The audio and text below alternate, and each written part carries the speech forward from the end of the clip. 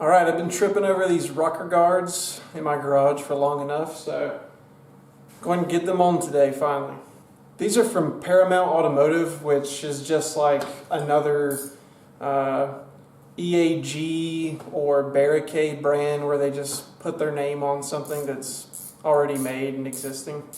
As far as I can tell, they're identical to most rocker guards you get for a YJ or a TJ. They're 3/16, just like everything else, and they've got the same wrinkle finish that the Smittybilt bumpers on my Jeep have. So the install didn't really start that good. Right out of the box, they were labeled backwards. The left rocker guard had an R on it, and the right rocker guard had an L on it. So that took a couple minutes to get situated. And then when I was looking at the instructions some more, and it says to use a 13mm for the body bolts, and the body bolts are 5/8, which is equivalent to a 16mm. So they don't even have the right sizes in the instructions. So the instructions are pretty much useless. I'm just going to kind of wing it and do it myself. It's a really simple job. Well, it should be a really simple job. I've already had some issues. Normally I don't like drilling holes in factory sheet metal. I try to avoid drilling holes in the tub when I can. I think this is obviously going to be worth it though. It's going to save a lot of other damage. The passenger side, there was some damage already on the rocker area at the front, right behind the front tire. I straightened that out as best I could. I'm definitely not a body man, but it's a cheap Jeep, so I don't really care too much. And started painting it with some black just to cover the exposed metal. Ran out of black paint halfway through, so I just topped it with a really heavy layer of clear coat. So it'll be fine, and I'm not really worried about rust anyway. Alright, so I'm going to get started on the driver's side. All he needs is a 10mm for that little factory flare extension, and a 5/8 socket for the body bolt. So I'm going to go ahead and do all three that are in the center here, and that way hopefully I can get a little more leverage on it with the jack.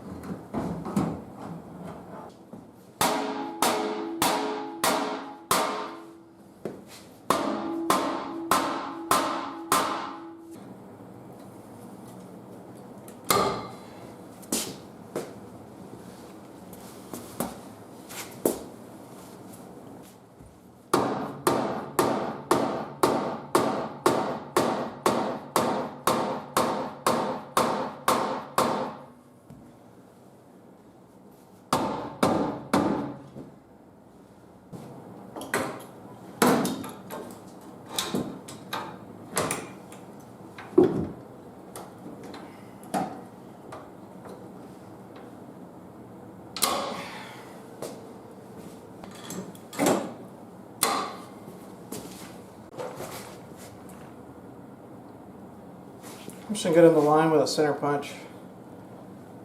Punch them all out, and then I'll take it back off so I can drill it easily.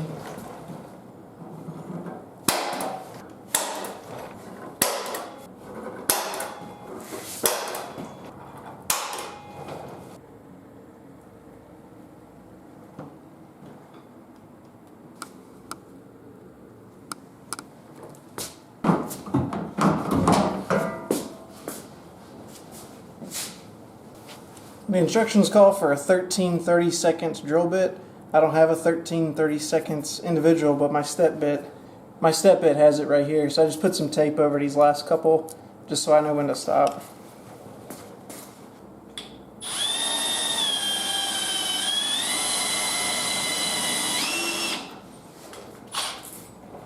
Okay, I'm gonna make a pilot hole with one of my cobalt bits. The step bit's kind of dull.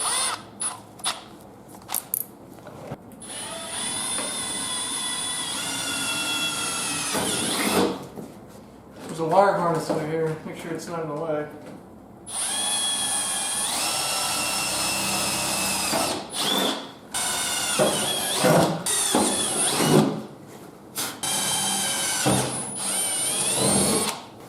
Okay, now I'm going to go to the step bit.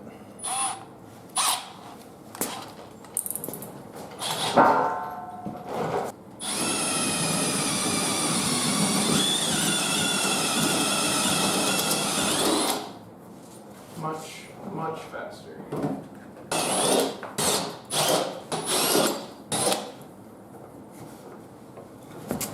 This one closest to the front here is a double layers, 2 layers of sheet metal there. Just keep in mind.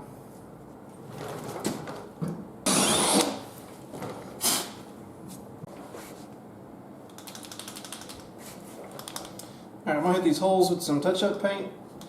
Probably not going to do much, but it'll make it feel better at least. Alright, let's get it on and get it bolted up.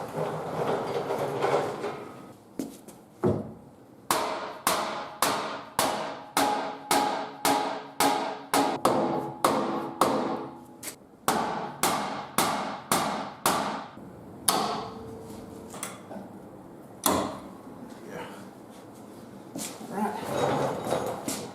Whew.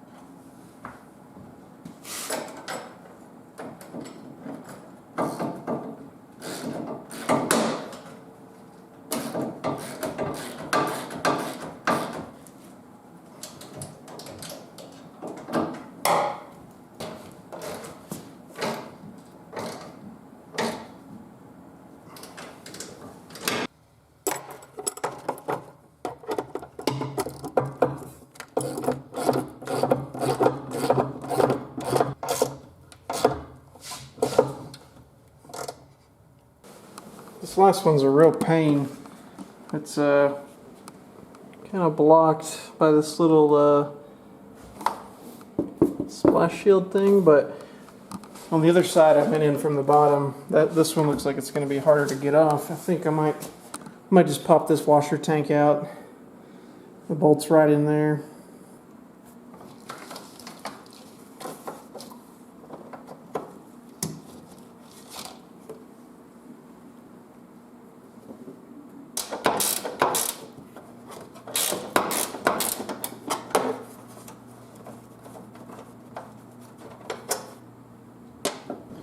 This is becoming more of a pain than I thought it would be. Probably would have been easier to just go in from the bottom.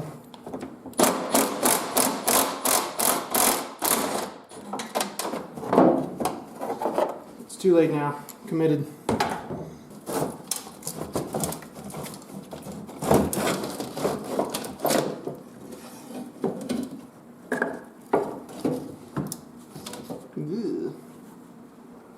Alright, now I can get in there. No problem.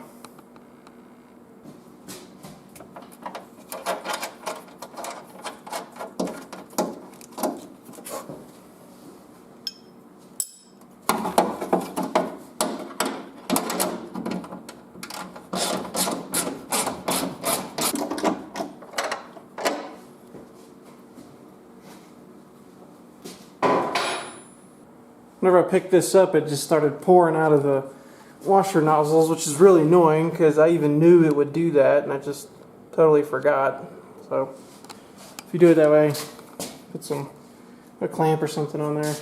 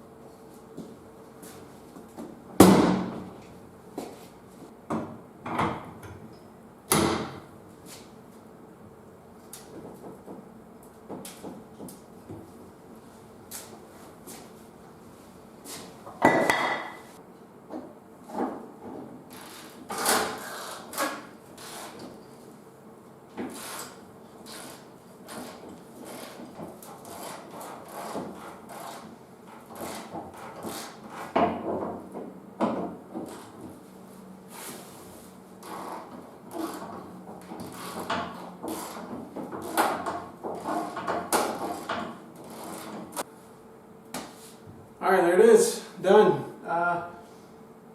They fit okay. I mean, I guess they're about the same as any other knockoff brand like this, but I doubt Genride or Poison Spider or anything like that would fit perfectly without some sort of little tweak or modification, just the nature of older Jeeps. But they're on there. I mean,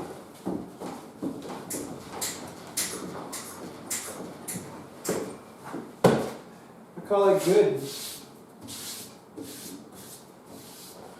Alright, one more project knocked off the list. Next up is going to be a major change on the front axle. I've got a bunch of parts going on for that, so that video probably won't be out till January at the earliest though. Alright, all done. Not the strongest rocker guards, not the ugliest rocker guards, but definitely good enough for my little Jeep here. So I'm happy with it. I hope this was useful in some way. I got a couple other little mods I want to do. I want to put a CB on it. All my buddies run CB, so that's the only communications I'm going to do. And I'm going to put some type of hood vent on it, not sure what yet. Just want to make sure when we're crawling around Moab and crawling around, hopefully the Rubicon next year, it'll be okay, heat-wise.